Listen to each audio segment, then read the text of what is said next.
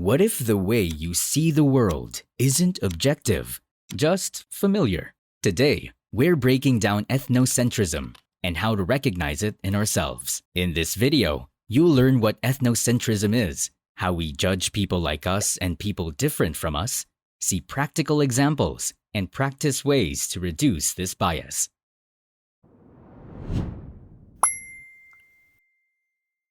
Let's start with the core idea.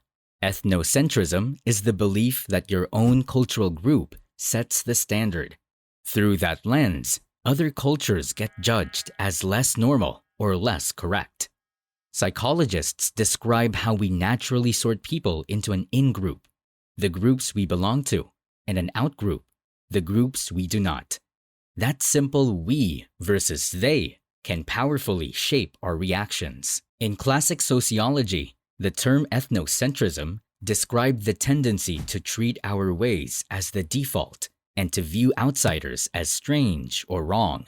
This idea explains why ethnocentrism can fuel group pride and, when unchecked, contempt for others. In everyday life, ethnocentrism often shows up when we judge another group's language, behavior, or religion using our rules.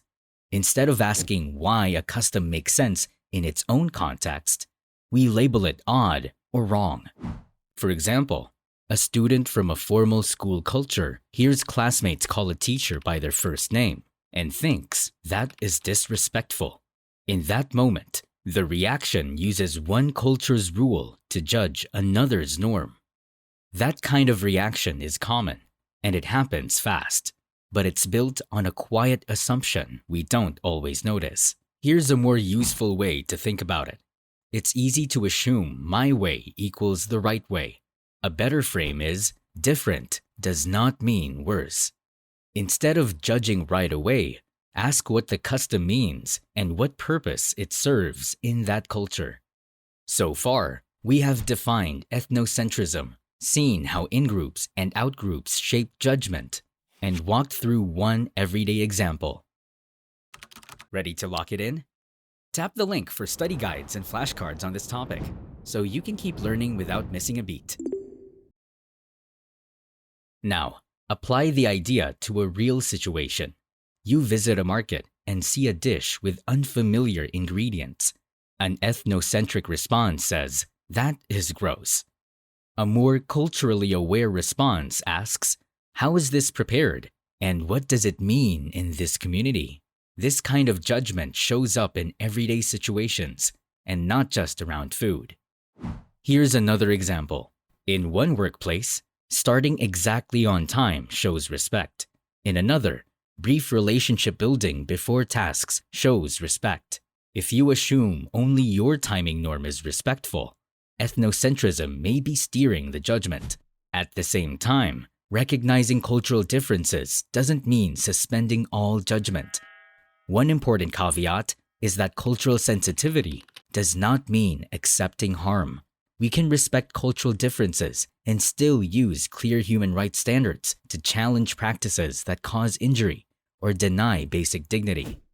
So if ethnocentrism is common but not inevitable, what can you do about it? Here's a simple 4-step approach. 1. Notice your first reaction. 2.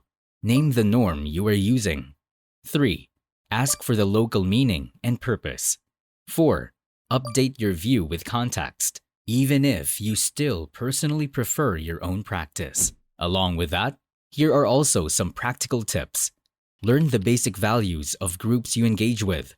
Listen to insiders describe meanings in their own words, and expose yourself to diverse settings so unfamiliar things become understandable. To recap, ethnocentrism means judging other cultures by your rules. In-group and out-group thinking fuel quick we versus they reactions. You can interrupt the bias by pausing, asking for meaning, and updating your view with context. Ready to quiz yourself with the content covered in this video? Check out the link in the description, where you'll find Quizlet content made just for you.